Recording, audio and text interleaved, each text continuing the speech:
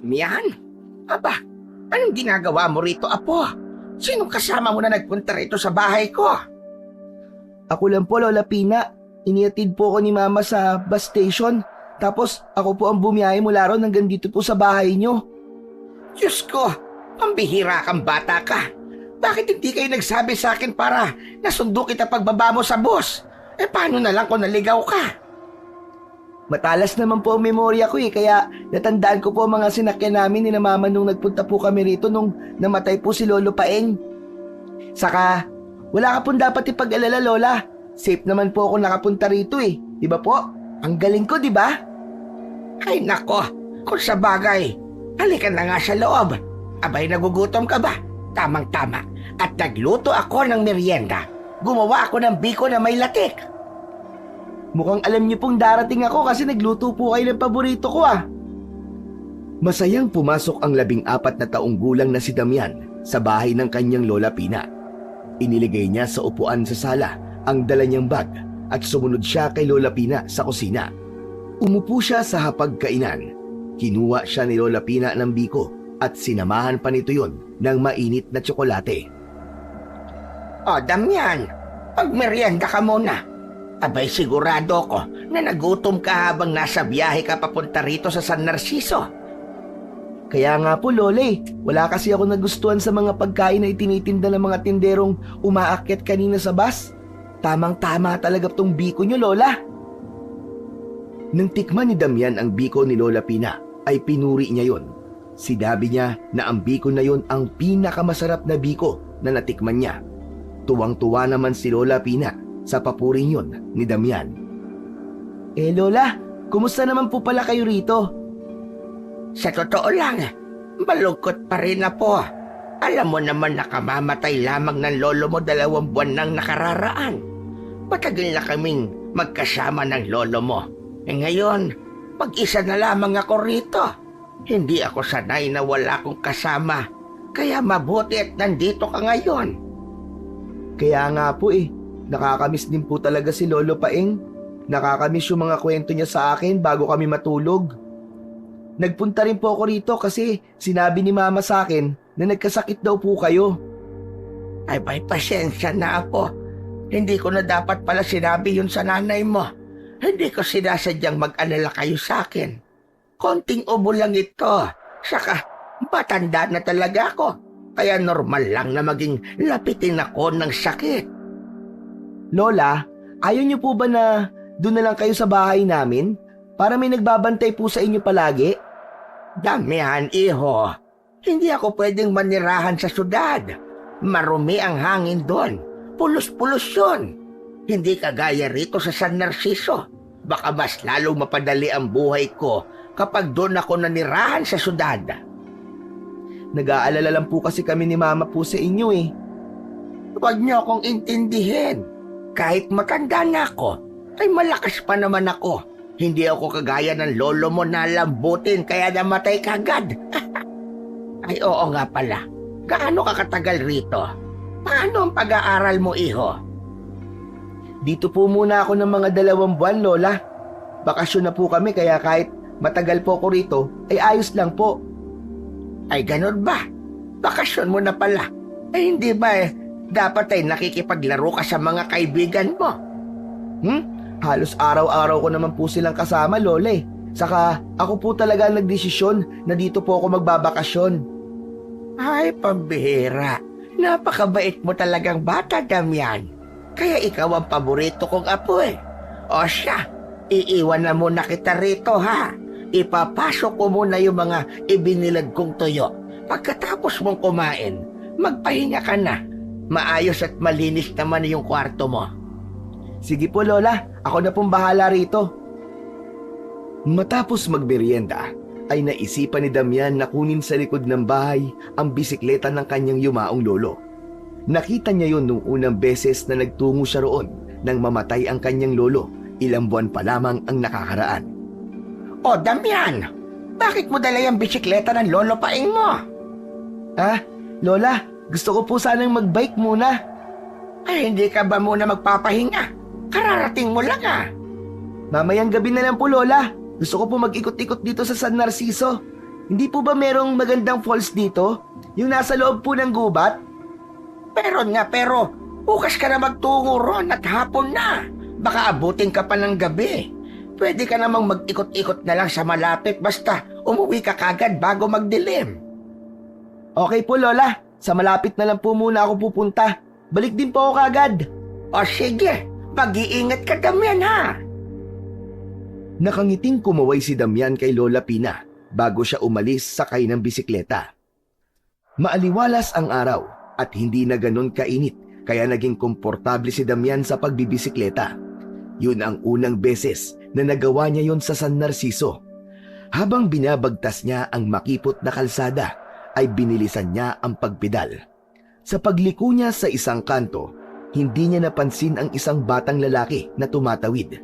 Huli na para magpreno pa si Damian. Nabangga niya ang batang lalaki at pareho silang natumba. Agad na bumaba si Damian mula sa bisikleta habang hawak ang masakit na balikat. Naku, ayos ka lang ba? Sorry, hindi kita napansin. Sa tingin mo ba okay lang ako? Matapos mo akong banggaing? Ang batang lalaki na nabangga niya ay nakahawak sa tuhod. Napakamot sa ulo si Damian. Naku, sorry talaga ha. Mabilis kasi ako masyado eh. Hindi kita kagad nakita. Ano, okay ka lang ba? Medyo masakit, pero ayos lang to. Kaya ko to. Malayo naman to sa bituka eh. Sigurado ka ba? Bakit? Ano ba gagawin mo sa sugat ko? Manggagamot ka ba? Ah, hindi naman. Pero baka kailangan mong dalhin sa ospital eh. Ang OA mo naman. Gas-gas lang to. Huwag mo akong pinoproblema. Basta sa susunod, mag-iingat ka na lang ha. Para hindi ka na makabangga. Ah, sige. Mag-iingat na ako sa susunod. Pasensya na talaga ha. Bago ka lang dito no? Ngayon lang kita nakita eh. Ah, oo. Nagbabakasyon lang ako rito sa San Narciso. Diyan ako nakatira kala Lola Pina. Apo ka ni Lola Pina? Oo, bakit? Wala lang. Kilala kasi siya rito eh. Ah, ganun ba?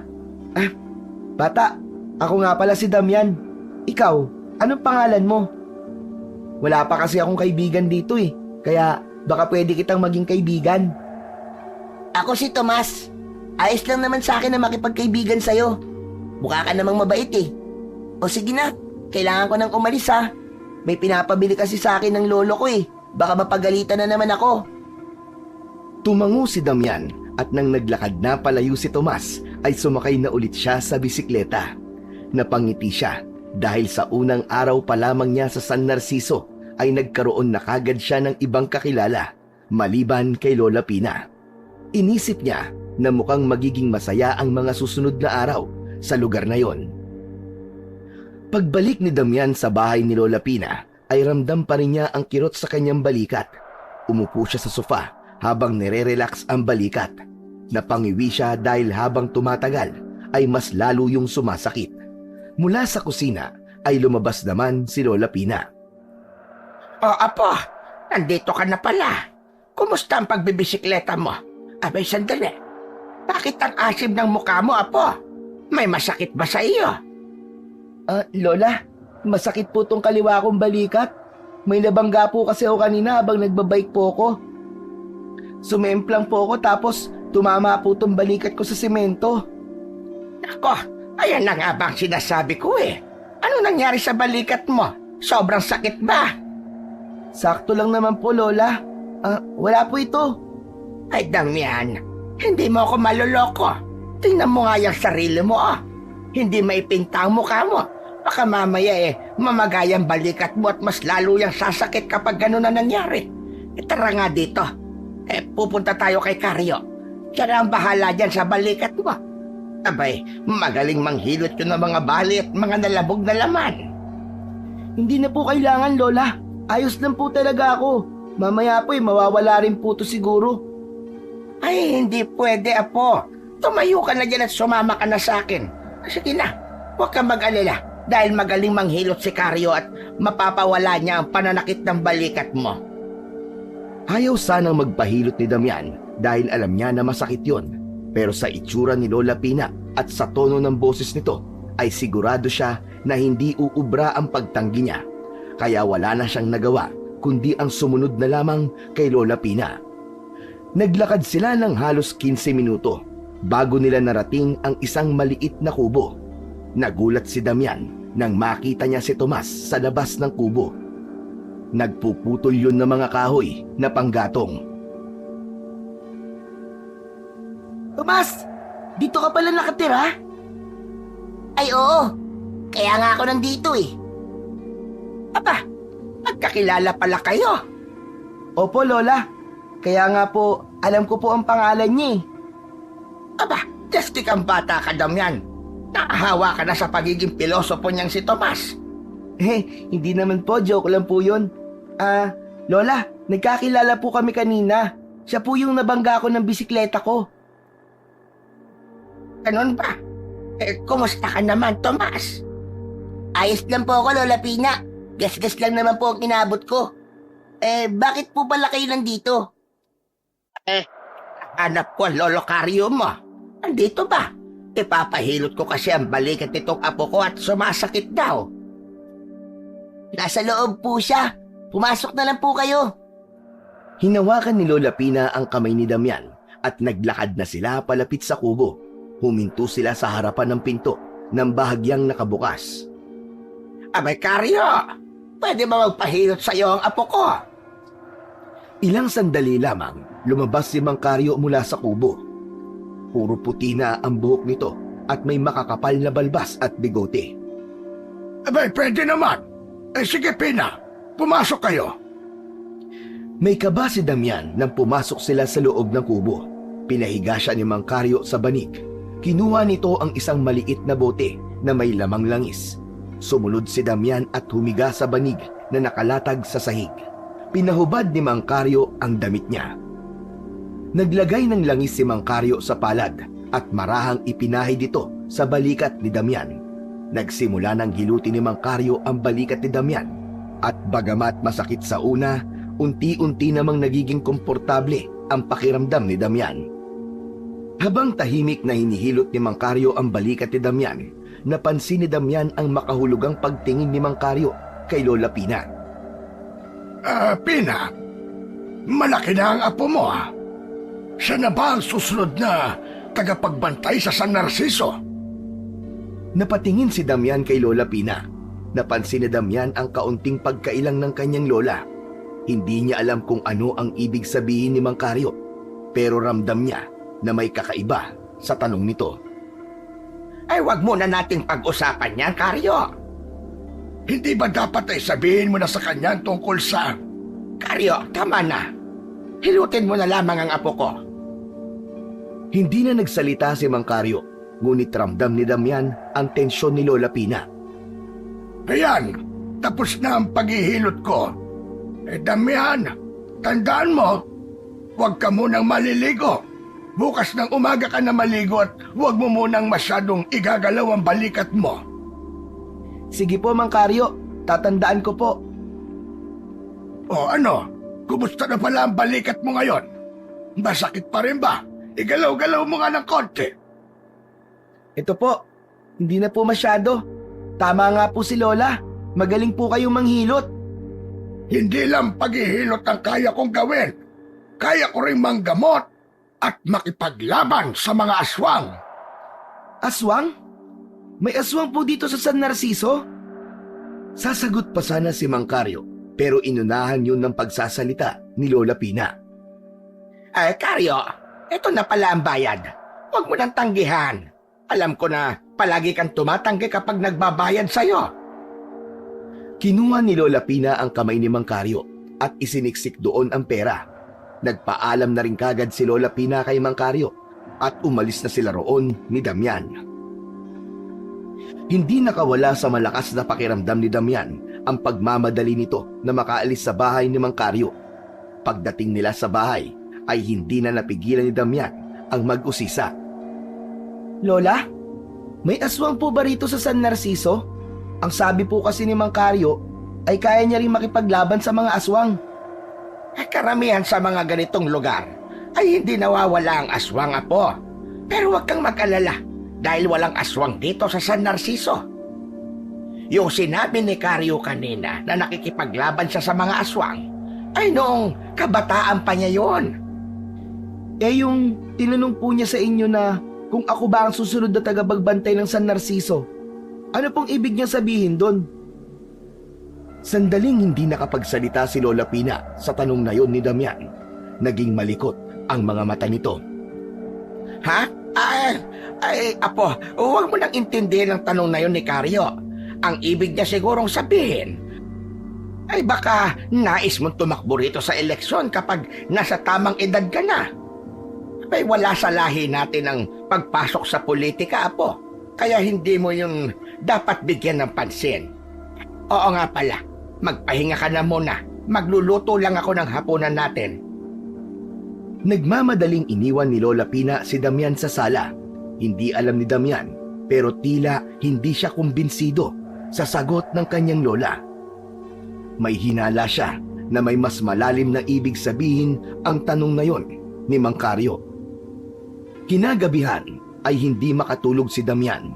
Nakahiga na siya sa kama habang nakatingin sa kisame. 11:00 na ng gabi, ngunit hindi pa rin siya dinadalaw ng antok. Bukod sa namamahay, ay patuloy pa rin niyang iniisip ang itinanong ni Mang Karyo kay Lola Pina kung siya na ba ang susunod na tagapagbantay sa San Narciso. Maya-maya pa ay naramdaman niya ang pag-init ng temperatura sa kwarto niya. Binuksan niya ang bintana pero mainit na hangin ang pumapasok doon. Bumalik siya sa pagpapahinga. Tumagilid siya at pumikit, ngunit patuloy ang pawis na dumadaloy mula sa kanyang noo. Ano ba naman yan? Ang init. Di ako makatulog nito. Kailangan ko maglakad-lakad para magpalamig sa labas. Nagpasya si Damian na bumangon. Tahimik niyang binuksan ang pinto ng kanyang kwarto at lumabas na siya ng bahay. Tahimik ang buong paligid. Tanging ang tunog lamang ng kuliglig ang naririnig niya mula sa madilim na kapaligiran. Lumakad siya sa bakuran ng bahay ni Lola Pina at nag-isip ng sari-sari habang tinitingnan ang mga punong kahoy na sumasayaw sa mahinang hangin. Nagtataka siya kung bakit ang init ng paligid kahit may hangin naman ng gabing yon. Nakahinga siya ng mas mabuti sa labas, ngunit may kakaibang pakiramdam siyang hindi maalis. Parang may nakatingin sa kanya. Nilingon niya ang paligid, pero wala naman siyang nakitang kakaiba. Patuloy na naglakad-lakad si Damian nang bigla siyang may narinig na kakaibang tunog. Isang mababang ungol na parang galing sa isang hayop. Napahinto si Damian at muling luminga. Mabilis na tumingin si Damian sa paligid at nakita niya ang isang matangkad na nilalang na nakatingin sa kanya. Nasa harapan niya yon at ilang di pa lamang ang layo sa kanya. Pulang-pula ang mga mata nun. Napaatras si Damian nang magsimulang maglakad ang nilalang palapit sa kanya. Nang tumapat yun sa isang poste ng ilaw, ay doon na nakita ni Damian ang kahindik-hindik na itsura ng nilalang na yun. Akala mo ay isa yung halimaw na may katawan ng isang tao. Nagpatuloy sa paglapit ang nilalang. Nang akmang susugod yun kay Damian, ay nakarinig siya ng mabilis na yabag mula sa kanyang likuran. Nanlaki ang mga mata ni Damian nang makita niya si Lola Pina. Lola Pina! Damian! Takbo! Dumating si Lola Pina na may dalang isang maliit na supot ng asin at buntot ng pagi. Agad nitong binato ng asin ang aswang na naging dahilan upang mapasigaw yun nang dahil sa sakit. Humandusay ang aswang, ngunit mabilis itong bumangon. Galit na galit yung tumakbo palapit kay Damian. Agad na iniharang ni Lola Pina ang sarili nito para kay Damian. Patuloy na lumapit ang aswang, ngunit matapang yung hinarap ni Lola Pina. Malakas na inihampas ni Lola Pina ang buntot ng pagi sa lupa na naging dahilan upang magdalawang isip ang aswang sa pagsugod. Bibigyan pa kita ng pagkakataon na umatras. Pero kung ipagpapatuloy mo ang pagsugod, sisiguraduhin kong kamatayan ang kakaantungan mong aswang ka. Isang malakas na pag-angil ang pinakawalan ng aswang. at muli yung sumugod. Ngunit bago pa man yun makalapit kina Damian, ay mabilis na hinampas ni Lola Pina ang buntot ng pagi sa dibdib ng aswang. Napaluhod ang aswang sa tindi ng tama, habang si Lola Pina naman ay mabilis na isinaboy ang natitirang asin sa katawan ng nilalang. Walang tigil na pinaghahampas ni Lola Pina ang aswang ng buntot ng pagi hanggang sa tuluyan yung bumagsak sa lupa. Duguan ang aswang at wala nang buhay. Lola! Ang galing nyo! Paano nyo po yun nagawa? Ang astig! Umuwi na tayo, Damian. Sa susunod, huwag ka nang lalabas na mag-isa kapag gabi na. Nagkakaintindihan ba tayo, Apo? Nais pa sanang magtanong ni Damian, ngunit nauna na sa paglalakad si Lola Pina. Sumunod siya sa kanyang lola hanggang sa makarating na sila sa bahay nito. Hirap pa rin makapaniwala si Damian sa ipinakitang husay ni Lola Pina sa pagpatay sa aswang na yon. Sa tagal niya na itong kakilala, ay wala siyang alam na meron itong ganoong kakayahan. Kahit tapos na ang laban, ramdam niya ang bigat ng nangyari kanina. Naging malinaw sa kanya na may mga bagay na hindi pa niya alam tungkol sa lugar na yon at sa kanyang lola. Lola, tama bang narinig ko sa sinabi mo? Aswangan nila lang na pinatay nyo? O Apo, aswang yon. Isang gutom na aswang na muntik ka nang biktimahin at kung hindi pa ako dumating. Ang akala ko po ay wala pong aswang dito sa San Narciso. Ang totoo, Apo, ayoko pa sanang sabihin sa iyo ang tungkol sa bagay na yan. Ngunit ipinangako ko sa aking sarili na sa oras na matuklasan mo ang tungkol sa mga aswang dito sa San Narciso, ay sasabihin ko na sa iyo ang katotohanan. Ano pong katotohanan, Lola? Alam ng mga magulang mo ang dahilan kung bakit ka nandito. Noong isinilang ka pa lang, ay alam na namin na ikaw ang susunod sa aking yapak. Teka po, naguguluhan po ako eh. Hindi ko po kayo maintindihan. Isang malalim na paghinga ang pinakawalan ni Lola Pina. Kailangan mo nang malaman ang totoo, Damian. Matagal ko nang itinatago ito sa iyo. Dahil gusto kong masulit mo ang pagiging bata mo na malaya sa responsibilidad na ito. Pero mukhang wala na tayong magagawa. Dumating na ang tamang oras. Oras po para saan? Alam mo, Apo, ako ang nag-iisang tagapagbantay ng San Narciso laban sa mga aswang. Mula pa nung pagkabata ko, ay pinalaki na ako ng lolo't lola ko na magbantay at protektahan ng lugar na ito mula sa mga masasamang nilalang na yon. Natigilan si Damian. Alam niyang laging may mga kwento si Lola Pina tungkol sa aswang nung bata siya. Ngunit lagi niyang iniisip na mga kwentong bayan lang ang mga yon. Hindi lang mga simpleng aswang ang kalaban ko, Apo. May isang grupo ng aswang na matagal nang nais pabagsakin ang San Narciso. Matagal na nilang gustong kontrolin ang San Narciso at ang mga tao dito. Ang pinuno nila ay si Berto, na may matinding galit sa mga tao rito sa San Narciso. Personal ang laban niya sa pamilya natin. Dahil noon, ang lolo mo at ako ang humadlang sa plano niyang sirain ang baryo na ito. Sino po si Berto? Si Berto ang pinakamalupit sa lahat ng aswang. Matagal nang may alitan sa pagitan ng pamilya natin at ng grupo niya. Galit siya dahil nasira ang mga plano niya noon para masakop ang San Narciso. Dahil napigilan namin siya. Bakit po, Lola? Bakit hindi ko nalaman ng tungkol dito? Ako lang ba ang hindi nakakaalam ng tungkol dyan? Hindi ko gustong ipasa kagad sa iyo ang responsibilidad na ito, Apo. Gusto ko mabuhay ka ng normal. Gusto ko sanang ako na ang huling tagapagbantay. Pero hindi ganon ang itinakda. Ngayon ay nagsisimula na ulit ang mga aswang na umatake. Kailangan na kitang imulat sa kapalaran na itinakda sa iyo.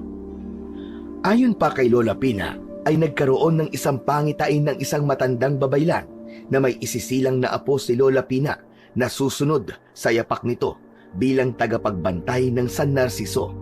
Isang sanggol na may balat sa dibdib na hugis patalim, kaya alam na rin yun ng mga magulang niya. Napahawak si Damian sa dibdib niya dahil alam niya na meron siyang ganoong marka sa kanyang dibdib. Natahimik si Damian habang pilit na iniintindi ang mga sinabi ni Lola Pina.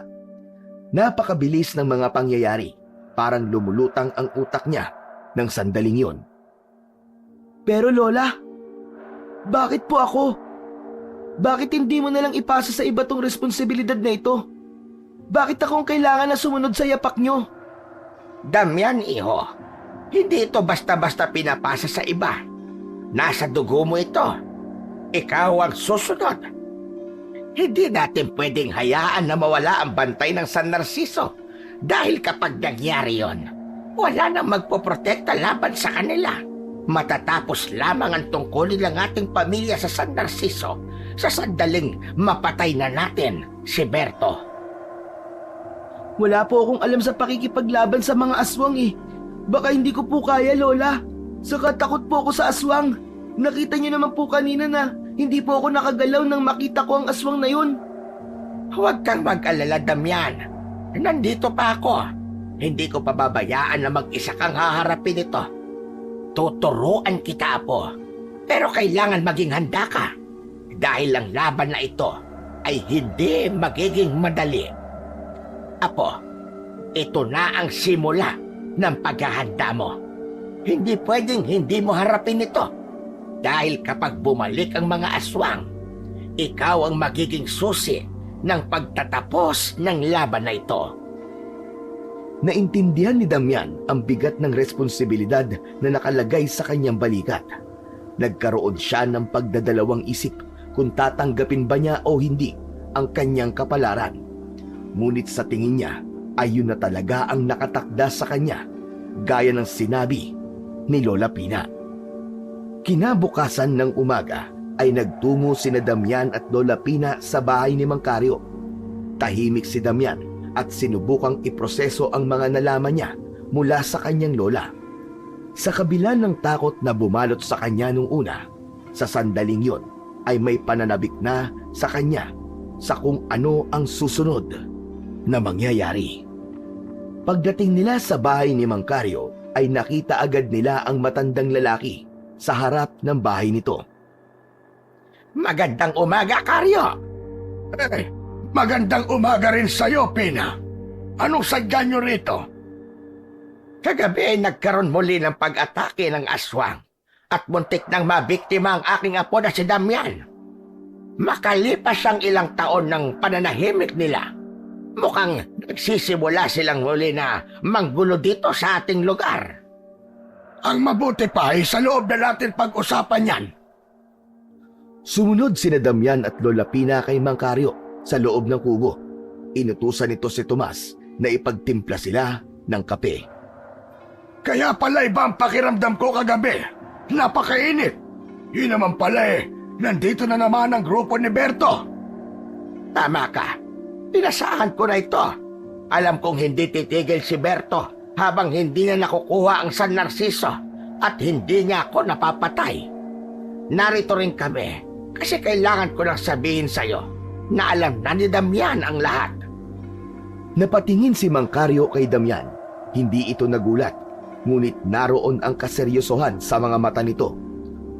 Tumangu-tangu ito pagkatapos ng ilang sandali. Mabuti naman pala kung ganon. Kahit hindi ko pa alam na si Damian ang susunod sa yapak mo, ay alam ko nang siya ang itinakda na hahalili sa iyo, Pina. Kakaiba ang aura ng apo mo nung unang beses ko siyang nakita. Damian, alam mo na ba kung gaano kabigat ang tungkulin ito? Opo, Mang Caryo. Sinabi na po sa akin ni Lola Pina. Ako po ang magiging susunod na tagapagbantay ng San Narciso. Matagal nang nakaatang sa pamilya niyo ang tungkulin na yan. Pero Damian, kailangan mong malaman na hindi ito biro. Malalim ang galit ng mga aswang, lalo na ang pinuno nila sa angkanyo. Dahil sina Lola Pina mo ang nagtanggol noon sa San Narciso laban sa mga aswang. Kung hindi ka magiging handa, malaki ang posibilidad na hindi mo sila makakayang talunin lalo na ang pinuno nilang si Berto. Karyo, nandito ako para humingi ng tulong. Kailangan nating ihanda si Damian. Hindi ko kayang gawin ito ng mag-isa. May mga kaalaman ka na kailangan niyang malaman. Ikinararangal ko maging bahagi ng pagsasanay ng susunod na tagapagbantay, Pina. Damian, simula ngayon, kailangan mo nang matutunan ang lahat ng nalalaman ko tungkol sa pagpapalayas ng masasamang nilalang. Hindi sapat na malakas ang loob mo. Kailangan mo ng kaalaman. Gagawin ko po ang lahat para matutunan ng mga bagay na yon at mga kailangan ko pong malaman, Mang Karyo. Mabuti kung ganoon, Damian. Kailangan magkumpisa na kagad ang pagsasanay namin sa iyo ng lola mo. Lalo na't nagsisimula na naman palang sumalakay ang mga aswang sa pamumuno ni Berto. Matapos na makipag-usap nila Damian at Lola Pina kay Mang Karyo, ay nagpaalam si Damian sa kanyang lola na mamamasyal sila ni Tomas sa talon na nasa gitna ng gubat. Pinayagan naman siya nito at mahigpit nitong ibiniling na huwag silang magtatagal doon. Naglakad sina Damian at Tomas patungo sa talon sa gitna ng gubat. Labis na namangha si Damian sa ganda ng talon na yon na pinuntahan nila ni Tomas. Hindi yun ganun kalaki at kataas, ngunit napakalinaw ng tubig. Agad silang naupo sa malapad na bato malapit sa tubig. Nakasawsaw sa tubig ang kanilang mga paa. Pinagmasdan ni Damian ang malamig at malinis na tubig na bumabagsak mula sa mataas na bahagi ng lupa. Pero kahit gaano kaganda ang tanawin, hindi mawala sa isip niya ang mga bagay na nalaman niya tungkol sa kanyang tungkulin bilang tagapagbantay. Tomas, ang ganda ng lugar na to, no? Parang dito lang ako nakahanap ng katahimikan simula nang malaman kong tungkulin ko rito sa San Narciso. Payapa at tahimik talaga rito. Dito ako lagi tumatambay kapag gusto ko mag-isip. Hindi kasi tupuntahan ng mga tao rito Bakit naman? Kung matagal na ako nakatira rito, baka araw-araw ako nandito. Siyempre, sawa na sila rito sa talon. Normal na to para sa amin. Pero para sa kagaya mong dayo at bago dito sa San Narciso, talagang napakaganda ng talon na to. Teka, maitanong ko lang, anong pakiramdam na ikaw pala ang susunod na tagapagbantay dito sa San Narciso? Hindi pa rin pumapasok sa utak ko ang lahat Ewan ko, Tomas. Parang hindi ko kaya. Ako? Ako ang magiging tagapagbantay? Wala akong alam sa mga aswang o kung paano sila labanan Tingin ko, hindi pa ako handa. Kaya nga nandyan si na Lolo Karyo at Lola Pina, di ba? Ikaw talaga ang tinakda, Damian. Kaya sigurado kami na kaya mo yan. Nagkibit balikat na lamang si Damian. Baka sa mukha niya ang duda sa sarili. Paano kung nagkamali pala sila na ako ang itinakda? Paano kung hindi ko magawa ang tungkulin ko? Ang daming buhay na nakasalalay dito, Tomas. Hindi lang ako, pati buong San Narciso. Damian, hindi mo kailangan gawin lahat mag-isa. Andito ako, si Lola Pina at si Lola Karyo. Lahat kami susuporta sa'yo. Pero normal lang naman yung nararamdaman mo ngayon. Lalo na't hindi ka na-expose sa kwento ng mga aswang. Kahit ako, kung ako ang nasa sitwasyon mo ngayon, sigurado, matatakot din ako. Pakiramdam ko, hindi ko kakayanin ng mga aswang na yon. Damian, alam mo ba ang kwento noon? Ang kwento ng pagsalakay ng mga aswang dito sa San Narciso? Hindi pa naikwento ni Lola Pina sa akin ang tungkol dyan Ano ba nangyari? Ganito yon, makinig kang mabuti.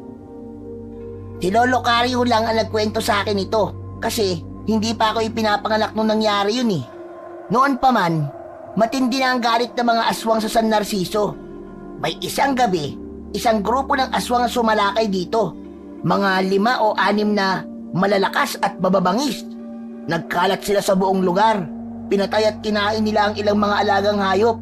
Sinubukan pasukin ng mga bahay. Takot na takot talaga ang mga tao noon. Grabe naman pala mga aswang na yon. Base sa sinabi mo, talagang wala silang mga puso. Tama ka. Pero alam mo kung sino ang tumayo para ipagtanggol ang San Narciso? Si Lola Pina. Mag-isa lang niyang hinarap ang mga aswang. May dala siyang buntot ng pagi at saka asin. At wala siyang takot na hinarap ang mga yon. Ilang aswang na patay niya noon. Ano? Si Lola Pina? Mag-isa lang talaga siya?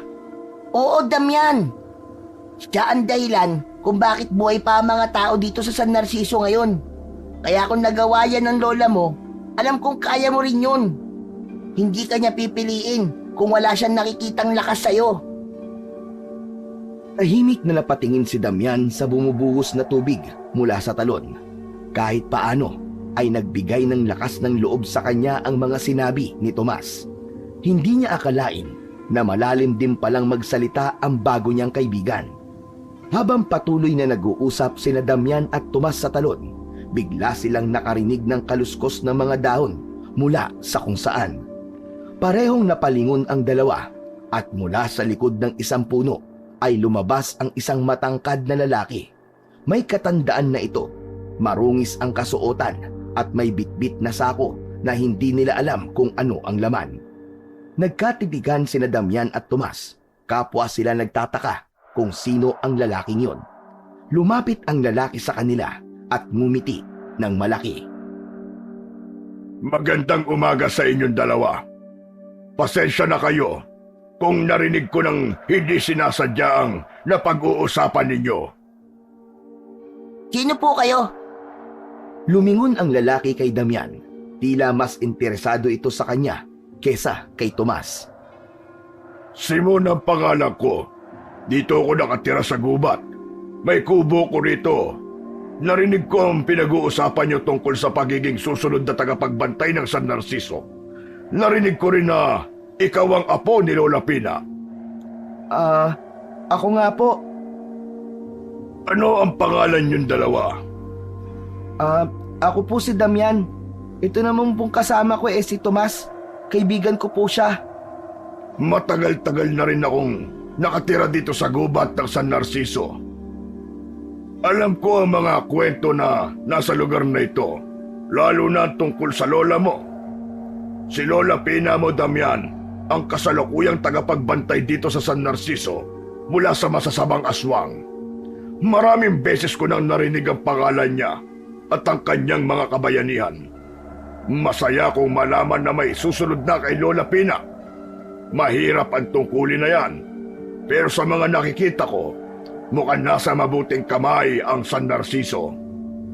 Bakit niyo naman po nasabing nasa mabuting kamay? Kasi, kung ikaw ang napili, Damian, malakas ang kutob ko na magagawa mong proteksyonan ang baryo. Ang dugo ng susunod na tagapagbantay ay nasa iyo at hindi ka basta-basta matatalo ng sino mang kalaban, kahit na pa ng mga aswang. Parang ang dami niyo pong nalalaman Mang Simon. Tomas, marami akong alam tungkol sa baryong ito. Maraming sikreto ang San Narciso at isa na doon at tungkulin ng mga tagapagbantay laban sa mga aswang. Pero hindi ko kayo guguluhin sa ganyang bagay. Basta tandaan nyo lang na maraming mata nagmamasid sa inyo at marami ang naghihintay sa magiging laban ng susunod na tagapagbantay.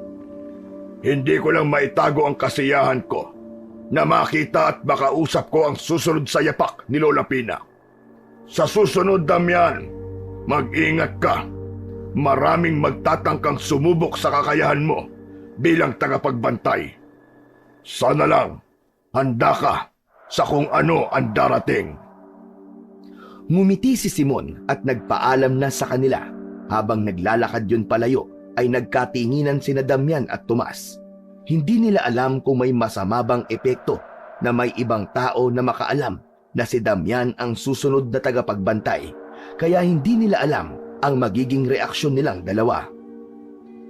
Grabe, ang weird nung Mang Simon na yun, no? Bigla na lang siyang sumulpot. Akala ko pa naman tayo lang ang nandito. Mukha naman siyang mabait, Tomas Masama ang mangusga Ewan ko. Yun ang una kong naramdaman sa kanya Pero kalimutan na natin siya. Ang mabuti pa, umpisa na nating maligo. Masarap ang tubig dito. Malamig. Hinubad na ni Damian at Tomas ang kanilang damit Shorts lamang ang itinira nila. Nang tumalon ang dalawa sa malamig na tubig, ay nakalimutan na kagad ni Damian si Mang Simon. Naisip niya na hindi niya dapat yun bigyan ng pansin. Marahil bilang taga San Narciso si Mang Simon, ay masaya ito nang malaman na may susunod pang tagapagbantay sa oras na huminto na si Lola Pina sa gawain na yon. Sa mga sumunod na araw, maaga pa lang ay gising na si Damian. Alam niyang oras na para simulan ang kanyang pagsasanay bilang tagapagbantay ng San Narciso. Isang umaga, paglabas niya mula sa bahay ay nadatnan niya si Lola Pina at Mang Caryo sa bakuran ng bahay. Parehong seryosong nag-uusap ang dalawa. Napahinto sa pag-uusap ang mga yon nang makita siya. Pinalapit siya ni Lola Pina sa mga ito. Damian, simula ngayon, tututukan ka na namin ni Mang Caryo. Hindi biro ang pagiging tagapagbantay. Kaya kailangang matutunan mo ang lahat ng kailangan mong matutunan bago ka sumabak sa tunay na laban. Damian, una sa lahat, kailangan mong pag-usayin ang iyong pakiramdam. Mararamdaman mo ang presensya ng mga aswang, pero mas kailangan mong palakasin ang kakayahan mong sundan ang kanilang mga galaw. Huwag kang mag-alala, tutulungan kita. Humakbang si Caryo palapit kay Damian. Hawak nito ang isang maliit na itim na tela na tila may laman sa loob. Binuksan nito yon at inilabas ang isang anting-anting na yari sa isang uri ng metal na hindi niya alam kung ano. May ukit yon ng mga kakaibang simbolo. Ibinigay ni Mang Caryo yon kay Damian. Isinabit yon ni Damian sa leeg niya. Ano po ito, Mang Caryo? Para saan po ito? Yan ang anting-anting na magpapalakas ng iyong pakiramdam. Kapag may malapit na aswang, mararamdaman mo ang kakaibang kilabot. Parang may malamig na hangin na dadaan sa iyong katawan. Maging mapagbantay ka sa pakiramdam na yon, dahil yun ang magsisilbing babala sa iyo ng anting-anting na yan. Hinawakan ni Damian ang anting-anting. May kung anong kakaibang pakiramdam ang dumaloy sa kanyang katawan. Parang may kung anong nagising sa kanyang loob. Handa ka na ba, Damian? Handa na po ako. Gagawin ko po ang lahat para maging karapat-dapat po ako na tagapagbantay. Magandang sagot yan, Damian. Ngayon, ipapakita namin sa iyo kung paano harapin ang mga aswang gamit ang tradisyonal na paraan. Wala tayong kakayahan na gumamit ng mga modernong armas gaya ng baril, kaya ang mga sinaunang kaalaman ang pagyamanin mo. Sinimulan ni Lola Pina ang pagsanay kay Damian sa pagtuturo ng mga simpleng hakbang sa paggamit ng mga sandata tulad ng buntot ng pagi, bawang at mga sagradong langis. Sa bawat galaw, sinubukan ni Damian na sundan ang mga aral ni Mang Caryo. Ang wastong paghawak sa buntot ng pagi upang gamitin yun sa pag-atake at ang tamang paggamit ng langis upang sugpuin ang mga aswang. Matapos ituro ni Lola Pina kay Damian ang mga teknik sa pagdepensa at pag-atake, ay sinundan yun ng pagturo naman ni Mang Caryo sa kanya ng mga taktika at diskarte sa pagdiskubre sa mga aswang na nagtatago bilang tao. Damian, hindi basta-basta umaatake ang mga aswang. Madalas silang nagtatago at inaabangan ng tamang pagkakataon para umatake. Kaya dapat matuto kang magmasid at suriin ang kilos ng mga tao sa paligid mo. Huwag kang magtiwala kagad. Marami kang makikita, pero hindi lahat ng nakikita mo ay totoo. Sa isang bahagi ng kanilang pagsasanay, naglatag si Mang Caryo ng iba't ibang asin sa paligid ni Damian. Pinapikit siya ni Mang Caryo at pinaupo sa lupa. Itinuon ni Damian ang sarili sa paligid. Nag-concentrate siya at maya-maya pa ay narinig niya ang tunog ng gubat, ang lagaslas ng hangin, mga tunog ng mga ibon at mga kaluskos ng dahon. Maya-maya pa, naramdaman niyang uminit ang anting-anting na suot niya. Bahagya pa yung gumalaw. Humingal si Damian nang ibukas niya ang kanyang mga mata. Hindi siya makapaniwala habang nakatingin kina Lola Pina at Mang Caryo. Anong naramdaman mo, Damian? Hindi ko po maipaliwanag pero may kakaiba po akong naramdaman. Ngumiti si Mang Karyo at tumango kay Lola Pina. Magaling, Damian. Ibig sabihin, gumagana ang anting-anting. Hindi ka mabibigo basta't palakasin mo ang iyong kalooban at tatanggapin mo ang responsibilidad na dala ng pagiging tagapagbantay. Sa mga sumunod na oras, patuloy na nagsanay si Damian sa ilalim ng gabay ni na Lola Pina at Mang Karyo. Bagamat hindi pa siya sigurado kung kaya nga ba niya ang magiging tungkulin niya sa San Narciso, mas nararamdaman naman niya ang pag-usbong ng kanyang lakas at kakayahan sa pagsasanay na yon. At sa bawat araw na lumilipas, alam niyang palapit na ng palapit ang oras ng kanyang pagharap sa mga aswang. Isang gabi, nasa sala sina Damian at Lola Pina. Nagkwekwentuhan sila tungkol sa masasayang alaala ni Lola Pina sa namatay nitong asawa. Labis na humanga si Damian sa tatag ng kanyang lola. Kahit na nagluluksa ito, ay nagagawa pa rin itong protektahan ang San Narciso mula sa mga kampon ng kadiliman. Sa edad nito, hindi niya akalain na may lakas pa itong labanan ang mga ganoong uri ng nilalang. Napahinto sa pag-uusap sina Damian at Lola Pina nang makarinig sila ng sunod-sunod na pagkatok sa kanilang pinto. Si Damian ang nagbukas at nakita niya ang isang lalaki na pawis. Bakas sa mukha nito ang labis na takot. Sino po sila? Ano pong kailangan nyo? Kailangan ko ng tulong. Si Lola Pina nasaan? Sa tingin ko'y may gumagalang aswang sa bahay namin. Buntis ang asawa ko.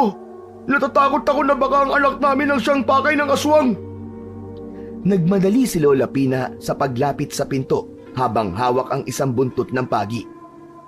Saan ang bahay mo? Sa kabilang kalsada po, Lola Pina. Hindi ko po alam kung paano mapapalayas ang aswang eh. Bakit mo naman iniwanan ang asawa mo? Buntis pala. Wala po kasi ako maisip na ibang paraan, Lola. Kundi ang pumunta rito tumingi po ng tulong sa inyo. Pero kasama naman po niya roon ang panganay naming anak. Lola, kailangan natin puntahan agad yun. Tumango si Lola Pina. Agad nitong kinuha ang isang bote ng banal na langis. Ibinigay nito kay Damian ang isang buntot ng pagi. Damian, oras na para masubukan mo ang mga natutunan mo. Pero tandaan mo, hindi basta-basta ang pakikipaglaban sa aswang. Mahina man sila o malakas, dapat seryosohin mo ang pakikipaglaban. Mabilis silang tumungo sa bahay ng lalaki. Pagdating nila doon, nakita nilang nakasara ang mga bintana ng bahay. Nakita nila ang isang itim na baboy na lumabas sa silong ng bahay. Malaki yon sa normal na sukat ng isang baboy. Hoy, aswang! Ipakita mo ang tunay mong anyo! Tumingin ang baboy sa kanila. Tila nanlilisik ang mga mata nun. Napaatras si Damian pero agad niyang naalala na naroon siya upang subukan ang mga itinuro sa kanya ni na Lola Pina at Mang Karyo. Mabilis na tumakbo ang baboy sa likod ng bahay. Sinundan yun ni na Damian at Lola Pina. Pagdating nila roon, tumambad sa kanila ang pagbabagong anyo ng baboy. Naging isang ganap yung aswang. Matangkad yun na may mahabang mga kuko. Naglalaway yun na akala mo ay gutom na gutom. Ang liwanag ng buwan ay sapat upang makita ni Damian ang buong anyo ng aswang. Damian, huwag kang matatakot. Huwag mong ipakita sa alagad ng demonyo na yan na dapat siyang katakutan. Mauna kang sumugod. Gamitin mo ang natutunan mo sa ating pagsasanay. Ha? Pero Lola, natatakot po ko. Hindi ba sabi ko sa iyo huwag kang matatakot? Nakasan mo ang loob mo. Nandito lang ako sa likod mo. Hindi kita pababayaan. May pag-aalinlangan na humakbang si Damian palapit sa mabangis na aswang. Sa isang iglap, umatake ang aswang. Tumalon yun sa sanga ng puno at mabilis na sumugod kay Damian. Hindi siya nakahanda sa bilis ng nilalang at naramdaman niya ang matalim na kuko nito na tumama sa kanyang balikat. Napasigaw siya ng dahil sa sakit at bumagsak sa lupa. Agad siyang sinaklolohan ni Lola Pina. Hinampas nito ang aswang gamit ang buntot ng pagi at binuhusan ng langis ng nyog ang nilalang. Tumili ang aswang. Nasunog ang balat nito nang kumalat ang langis sa muka at katawan nito. Damian, tumayo ka! Ikaw na ang tumapos sa kanya! Narinig ni Damian ang sigaw ni Lola Pina, pero nanatili siyang nakaupo sa lupa at nanginginig ng dahil sa takot. Masakit ang sugat sa balikat niya at hindi siya makagalaw ng maayos. Lumuwag ang pagkakahawak niya sa buntot ng pagi hanggang sa tuluyan na yung mawala sa kanyang kamay. Wala nang nagawa si Lola Pina kundi ang ipagpatuloy ang pakikipaglaban sa aswang. Hindi mawari ni Damian kung paano nagagawa ng kanyang lola na mapanatiling kalmado at malakas sa gitna ng laban na yon. Sa wakas, matapos ang ilang mabibigat na hampas ng buntot ng pagi at pagbuhos ng langis, ay bumagsak ang aswang sa lupa. Sinubukan pa nung gumapang palayo pero tuluyan na yung binawian ng buhay. Tuwang-tuwa ang lalaking humingi ng tulong. Abot langit ang pasasalamat nito kay Lola Pina. Lumapit si Lola Pina kay Damian. Inilihad nito ang isa nitong kamay. Nang tanggapin yun ni Damian, ay hinila siya nito upang makatayo siya. Malalim ang sugat sa iyong balikat, Apo. Kailangan nating magtungo kay Karyo upang magamot yan. Lola, hindi ko kaya. Hindi po ako tulad nyo. Hinayaan ko lang na masaktan ako. Wala po akong silbi. Sayang lang po ang pagsasanay nyo sa akin kasi hindi ko yun nagamit kanina. Damian, Apo. Lahat tayo'y natatakot. Pero ang takot na yan ay kayang-kaya nating labanan. Lahat tayo nasusugatan. Pero hindi ibig sabihin nun ay mahina ka. Pero Lola, halos hindi ko man lang siya napigilan. Ni hindi ako nakaatake. Bago ako naging tagapagbantay, marami na akong dinaan ng hirap, Apo. Nasaktan ako, natakot. Pero alam ko ang tungkulin ko. At ganun din dapat ikaw, Apo. Wala kang makikitang tagapagbantay na hindi nasugatan dahil bahagi yun ng laban. Hindi kita pipiliin kung alam kong hindi mo kaya. Tahimik na napatungo si Damian. Dama pa rin niya ang kirot sa kanyang balikat at sa loob ng kanyang puso. Sa kabila ng mga sinabi ni Lola Pina sa kanya, ay napakaliit pa rin ng tingin niya sa kanyang sarili. Nang magising si Damian kinaumagahan, ay mabigat pa rin ang loob niya. Hindi mawala ang panliliit niya sa kanyang sarili dahil sa nangyari sa unang pagharap niya sa isang aswang. Matapos mag-almusal, ay lumabas siya ng bahay. Gusto niyang mapag-isa, makapag-isip at huminga mula sa lahat ng alalahanin. Kinuha niya ang bisikleta at dumiretso siya patungo sa talon na nasa gitna ng gubat. Nang makarating si Damian sa talon, ay huminto siya sa tabi ng talon at umupo sa gilid nun. Pinanood niya ang pagbagsak ng tubig. Kahit paano ay kumalma ang gulo na tumatakbo sa utak niya. Hindi niya mapigilang maalala ang sugat sa balikat na nakuha niya mula sa aswang. Pakiramdam niya ay hindi siya magiging karapat-dapat na maging susunod na tagapagbantay sa San Narciso. Damian, ikaw ba yan? Isang pamilyar na tinig ang narinig ni Damian sa kanyang likuran. Napalingon siya at nakita niya si Simon, ang lalaking nakilala nila ni Tomas sa lugar na yon nung nakaraang araw. Mang Simon, kayo po pala. Ngumiti si Simon habang papalapit kay Damian. Umupo ito sa tabi niya. Anong ginagawa mo rito na mag-isa? Mukhang mabigat ang iniisip mo ah. Ayos lang naman po ako. Gusto ko lang po talaga mapag-isa sa ngayon. Hindi mo kailangan mahiya sa akin. Alam mo, naalala ko sa'yo yung anak kong pinatay ng aswang. Kasing edad mo siguro siya nung nawala siya. Ano po? Pinatay po ng aswang ang anak niyo, Mang Simon? Oo, sa harapan ko mismo. At wala akong nagawa para iligtas siya. Kaya napakaswerte ng San Narciso dahil meron itong tagapagbantay na kagaya ng lola mo. Sandaling tumahimik si Damian. Naramdaman niya ang lungkot na lumukob kay Simon nang mabanggit nito ang anak nito. Unti-unti ay gumaan ang pakiramdam ni Damian kay Simon. Alam niya na may tiwala na siyang magkwento rito ng nararamdaman niya. Hindi ko alam, Mang Simon. Para kasing hindi po ako karapat-dapat na maging tagapagbantay dito sa San Narciso. Laging sinasabi ni Lola Pina na malakas ako, na may kakayahan ako. Pero nung may aswang kaming nakaharap, ay wala po akong nagawa. Pinangunahan po ako ng takot. Kagabi nga po, muntik na ako mapatay ng isang aswang. Kung wala po si Lola Pina, baka patay na po ako ngayon. Alam mo, hindi madaling tanggapin ang ganyang klaseng responsibilidad, Damian. Lalo na't bata ka pa. Pero tandaan mo, Damian, ang tapang ay hindi laging nasusukat sa lakas ng katawan. Kung minsan, mas mahalaga ang tapang ng puso at pagmamalasakit sa kapwa.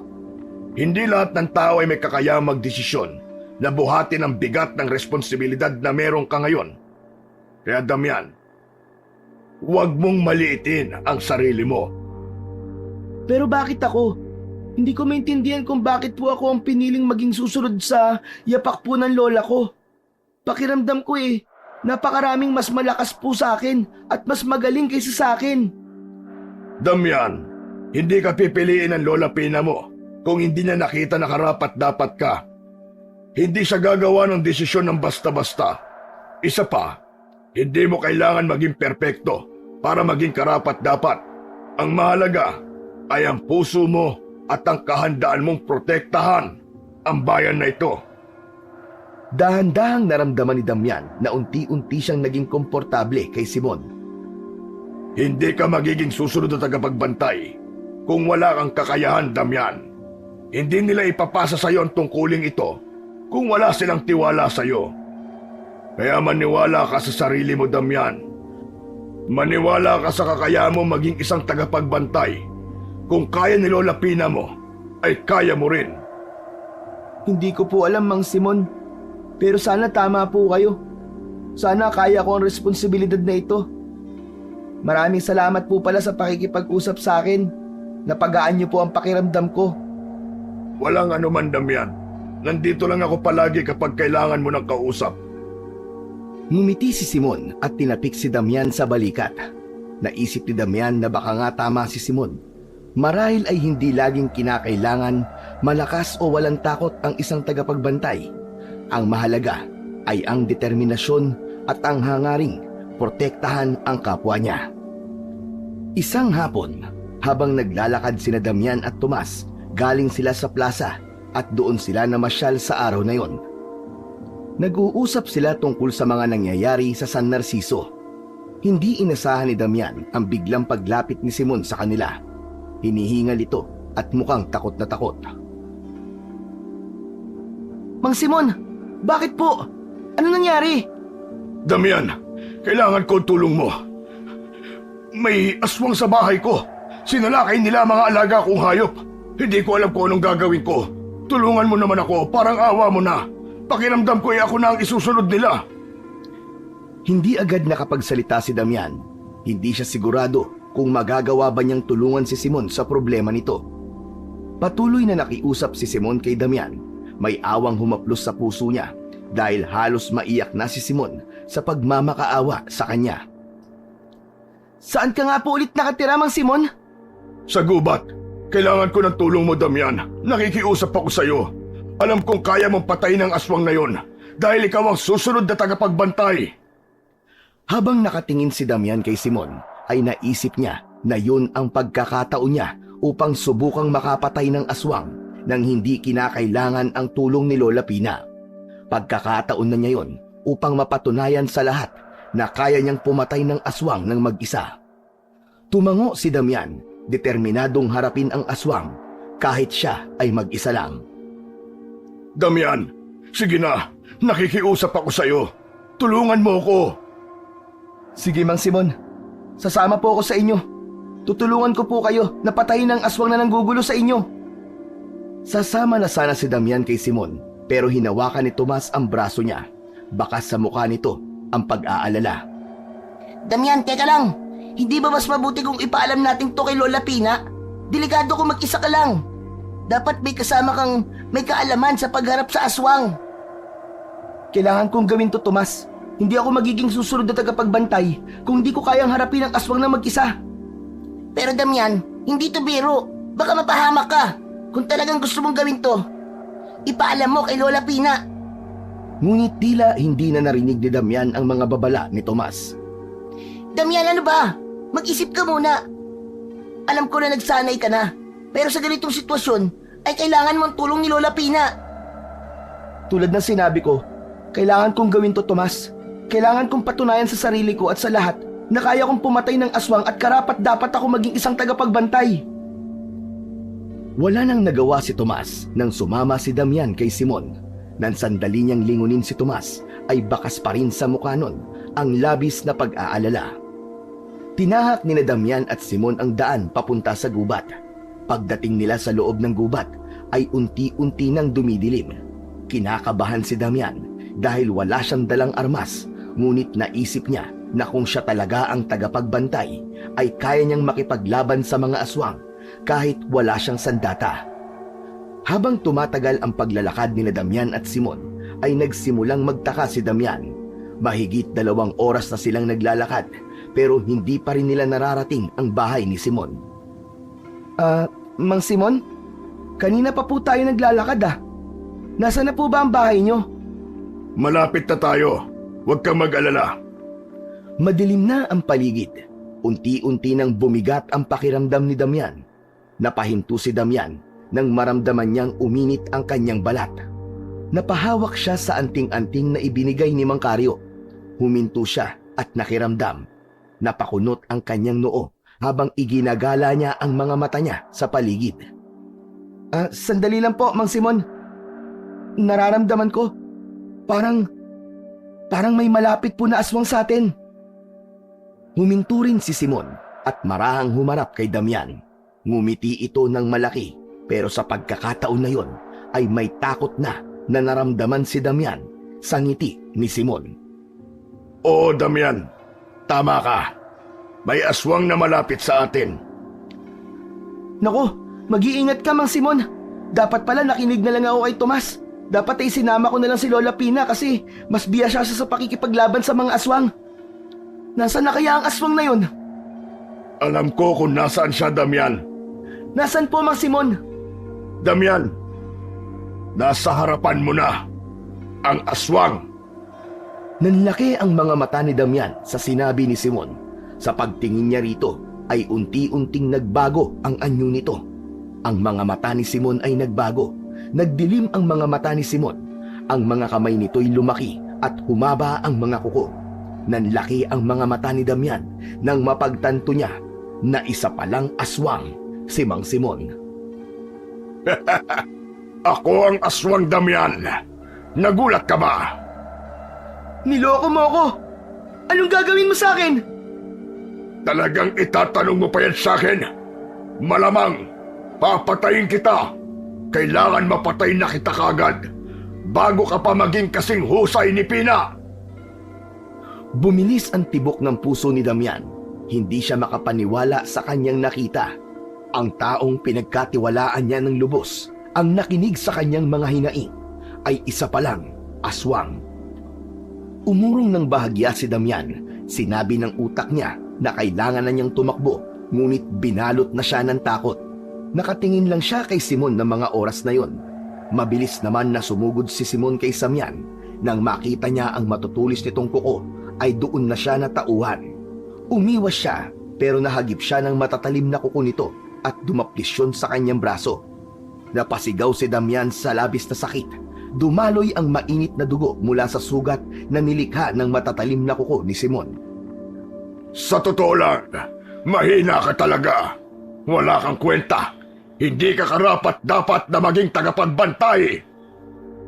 Nagpatuloy si Simon sa pag-atake. Pilit na iniiwasan ni Damian ang lahat ng pag-atake ni Simon. Tumakbo siya pabalik sa direksyon na kanilang dinaanan. Ngunit napakabilis ni Simon. Narinig niya ang mabibigat at mabibilis na yabag ng aswang sa kanyang likuran. Tulong! Tulungan niyo ako! Tulong! Kahit alam ni Damian na walang makakarinig sa sigaw niya, ay ginawa niya pa rin yun. Panay ang tawa ni Simon habang nakasunod sa kanya. Alam niya na pinagtatawanan nun ang pagiging duwag niya. Makalipas lamang ang ilang minuto ng pagtakbo, ay naramdaman ni Damian ang pagbaon ng mga kuko ni Simon sa kanyang likod. Padapang bumagsak sa lupa si Damian. Pumihit siya paharap at nakita niya ang aswang na nakatayo sa paanan niya. Parang awa mo namang, Simon! Parang awa mo na! Huwag mo akong papatayin! Marami pa po akong gustong gawin sa buhay ko! Kagaya ng ano? Anong gusto mong gawin? Ang patayin ng mga aswang na nasa ilalim ng aking pamumuno? Hindi ako papayag na gawin mo yon kapag naging malakas at mahusay ka na! Ha? Ikaw ang pinuno ng mga aswang? Ibig sabihin, Tama ka, Damian. Hindi Simon ang totoo kong pangalan. Ako, si Berto, ang pinuno ng mga aswang na nais sakupin ng San Narciso. Pero hindi ko yun magagawa hanggat may tagapagbantay ang lugar na ito. kahit mapatay mo ako, nandyan pa si Lola Pina. Sigurado ako na siya ang papatay sa'yo. Hindi ka magtatagumpay. Pero kapag napatay kita, manghihina si Pina. Baka nga mawalan na siya ng ganang mabuhay at siya na ang kumitil sa buhay niya kapag nakita niya kung paano kita papatayin. Talagang niloko mo ako para makuha mo ang loob ko. Sinadya kong gawin yun. Magaan ang loob mo sa akin. Kailangan ko ng tiwala mo. Kailangan kong palambutin ang puso mo para hindi ka makahalata sa totoo kong intensyon. Kaya kong lasunin ang utak mo, Damian. Ganyan kaming mga aswang. Hindi lang dugo ang hinahanap namin. Hinahanap din namin ang mga mahihina ang loob na kagaya mo. Napaatras si Damian habang nakahawak sa kanyang sugat. Kahit naramdam niya ang panginginig ng kanyang buong katawan, pilit niyang pinag-isipan kung paano siya makakatakas. Nasa isip niya si Lola Pina kung paano siya nito sinanay para sa ganoong sitwasyon. Ngunit hindi siya makapag-isip ng maayos dahil sa sobrang takot. Pinilit ni Damian na bumangon at tumakbo muli, ngunit bawat hakbang niya ay parang walang kabuluhan. Mas mabilis si Berto kesa sa kanya. Ngunit sa kabila ng takot at sakit, alam ni Damian na kailangan niyang lumaban. Hindi siya pwedeng sumuko. Hindi siya pwedeng mapatay ni Berto. Papalapit ng papalapit si Berto kay Damian. Nang maabutan siya nito, ay buong puwersang ibinaon ni Berto sa likod niya ang mga kuko nito. Muling bumagsak sa lupa si Damian. Pakiramdam niya ay yun na ang kanyang katapusan. Labis siyang nagsisi kung bakit nagtapang-tapangan siya kanina. Kung nakinig lang sana siya kay Tomas, ay hindi niya yun sasapitin. Humarap si Damian kay Berto.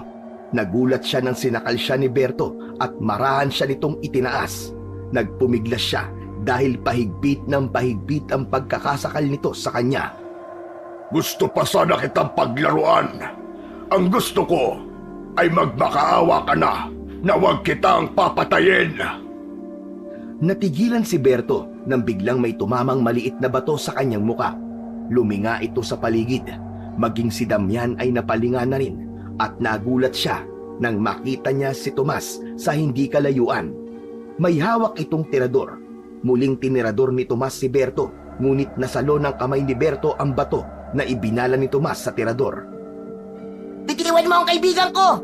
Pangit kang aswang ka! Tomas! Anong ginagawa mo rito? Umalis ka na! Tawagin mo si Lola Pina at Mang Karyo! Muling tinirador ni Tomas si Mang Berto. Tumama ang 3 bato sa katawan ng aswang, pero wala yung epekto rito. Anong akala mo, Tomas? Mapapatay mo ko ng armas mo? Ikaw muna ang uunahin ko at pagkatapos ay isusunod ko na ang kaibigan mo. Marahas na binitiwan ni Berto si Damian. Habol ni Damian ang kanyang paghinga nang pakawalan siya ni Berto. Napasigaw si Damian nang makita niya na pasugod si Berto sa kaibigang si Tomas. Sinubukang tumayo ni Damian upang iligtas si Tomas, pero sa tuwing sinusubukan niyang tumayo ay nabubuwal siya dahil sa kanyang mga sugat. Sa isang kisap mata ay nasa harapan na ni Tomas si Berto.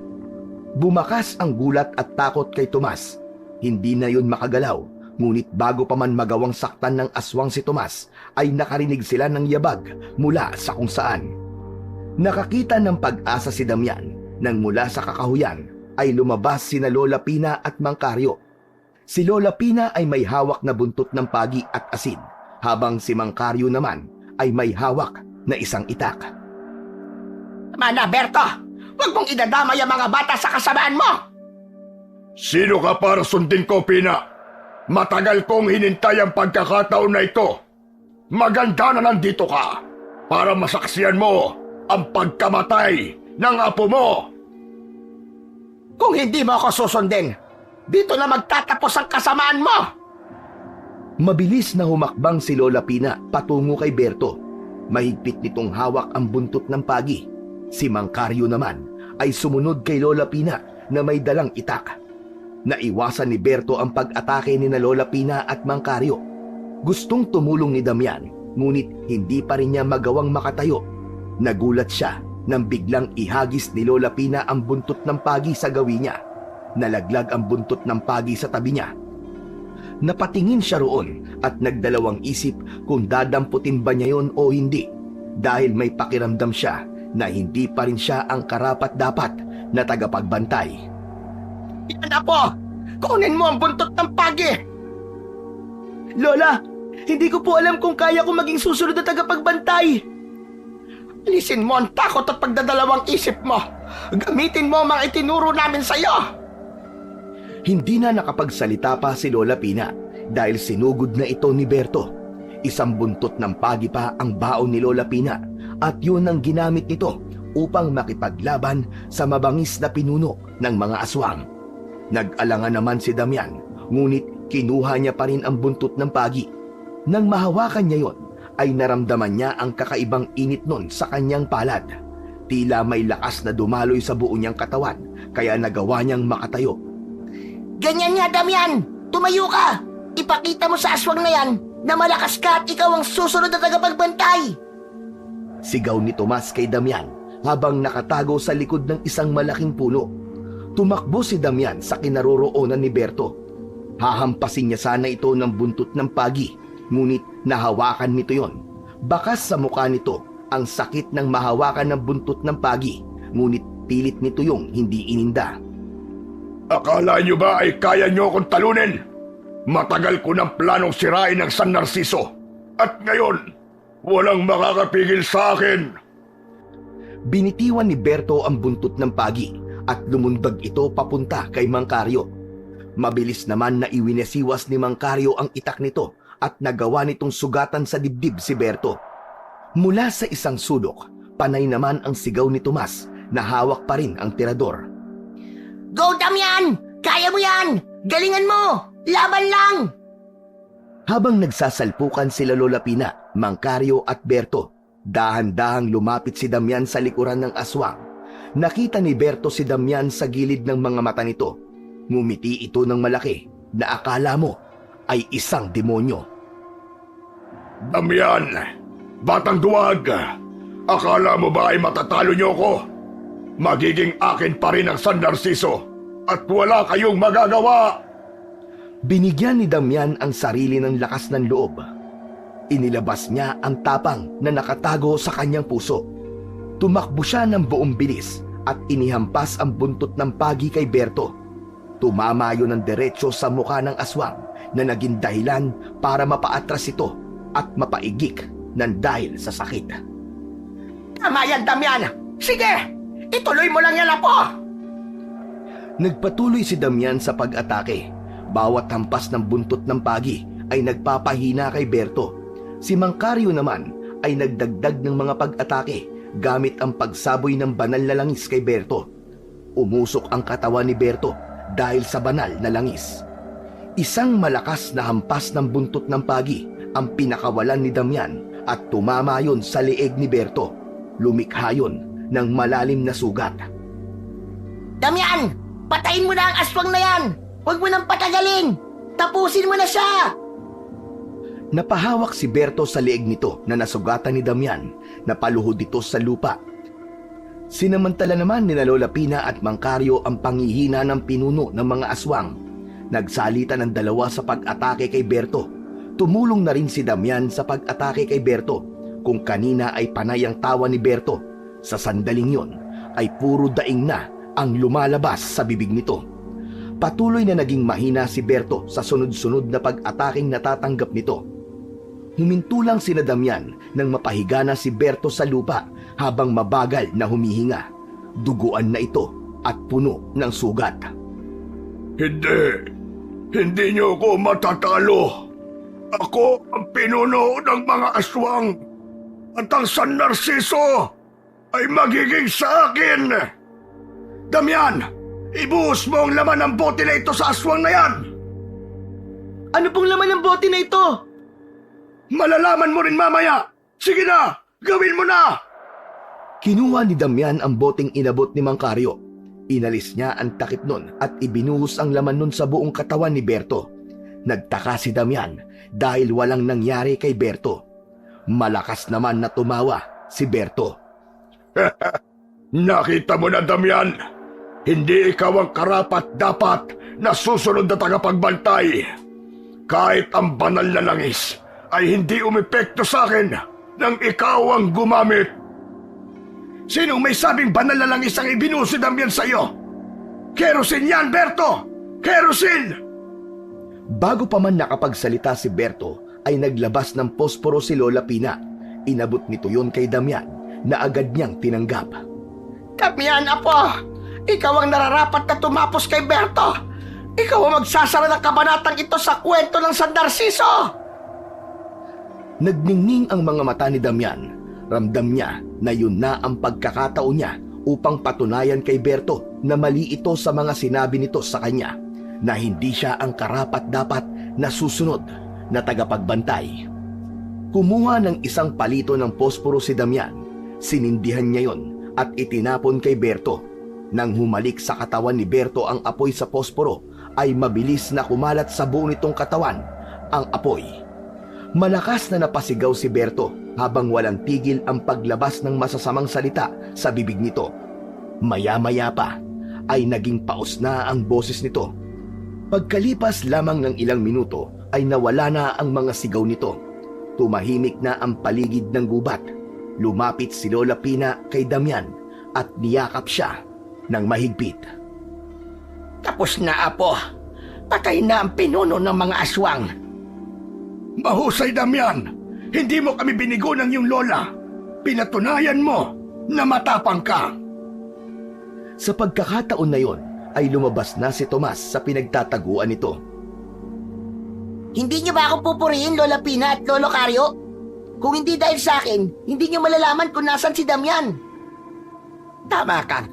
Mahusay ka rin, Tomas. Salamat sa kontribusyon mo para mapatay natin si Berto. Damian, maraming salamat. Ikaw ang dahilan kung bakit natapos na ang kasamaan ni Berto. Lola, hindi lang po akong pumatay kay Berto. Tayong lahat ang gumawa nun. Alam ko, Damian. Pero ang totoo, maraming beses na naming nakalaban ni Caryo si Berto. Alam mo ba, noong pa namin sinusubukan, pero lagi siyang nakakaligtas. Tama ang sinabi ng lola mo, Damian. Lagi kaming nabibigo. Pero ngayong kasama ka na namin, ay saka lang namin siya napatay. Ikaw nga talaga ang susunod na tagapagbantay. Wala nang duda. Damian, apo, karapat-dapat ka talaga na maging tagapagbantay ng San Narciso. Ikaw ang magiging gabay ng San Narciso laban sa mga aswang. Kaya simula ngayon, apo, huwag mo nang pagdududahan ng sarili mo. Nakita namin ang tapang at lakas mo. Salamat po, Lola. Salamat po, Mang Caryo. Gagawin ko po ang lahat para hindi kayo mabigo sa akin. Ngumiti si Damian, hindi dahil sa papuri, kundi dahil sa wakas ay naramdaman niya ang tiwala, hindi lamang ng iba, kundi pati na rin ng sarili niya sa kanyang sarili. Makalipas ang ilang linggo, matapos ang pagkamatay ni Berto, bumalik na ang katahimikan sa San Narciso. Ang dating takot at pag-aalala ng mga tao sa mga aswang ay nawala na. Hindi na muling umatake ang mga alagad ni Berto. Natakot na ang mga yon matapos mamatay ang kanilang pinuno. Bumalik na si Damian sa lungsod upang ipagpatuloy ang kanyang pag-aaral. Ngunit sa bawat bakasyon ay walang palya siyang bumabalik sa San Narciso upang patuloy na magsanay sa ilalim ni Lola Pina at Mang Caryo. Isang hapon, habang nag-iensayo si Damian sa paggamit ng itak sa lilim ng matandang puno, ay nilapitan siya ni Mang Caryo at Lola Pina. Damian, kahit wala na si Berto, hindi nangangahulugan na tapos na ang laban. May iba pang mga aswang na nagtatago at naghihintay ng tamang pagkakataon para muling umatake at maghasik ng lagim. Alam ko po yan, Mang Karyo. Kaya hindi po ako titigil sa pagsasanay. Alam ko po na darating ang araw na muling susukubin ng dilim ang San Narciso at sisiguraduhin kong handa na ako kapag dumating po ang oras na yun. Damian na po, ang pagiging tagapagbantay ay hindi lamang tungkol sa pakikipaglaban sa mga aswang. Ito ay tungkol din sa pagprotekta sa mga tao, sa kanilang kaligtasan, at sa kanilang kapayapaan. Hindi mo kailangan laging maghanap ng laban, pero dapat lagi kang handa kapag dumating ito. Maraming salamat po sa mga paalala niyo sa akin. Nangangako po ako na hindi ako titigil na maging mas mahusay pa. Hindi ako titigil sa pagsasanay. Hindi dahil gusto ko maging pinakamalakas, kundi dahil alam kong maraming buhay ang nakasalalay sa akin. Sa atin. Hindi po ako perpekto, pero gagawin ko po ang lahat para protektahan ang San Narciso. Yan ang tunay na diwa ng pagiging tagapagbantay, Damian. Hindi kailangan maging perpekto. Kailangan ng pusong handang magsakripisyo. Natutunan ni Damian na ang pagiging tagapagbantay ay hindi natatapos sa isang laban. Ito ay patuloy na tungkulin na magtatapos lamang kapag may bagong tagapagbantay ang darating. Masaya siya na sa wakas ay makakapagpahinga na si Lola Pina sa pagiging tagapagbantay dahil siya na ang papalit sa tungkulin nito. At sa bawat pagbalik niya sa San Narciso, dala niya ang pag-asang kapag dumating muli ang mga aswang, ay muling mananalo ang kabutihan laban sa kasamaan.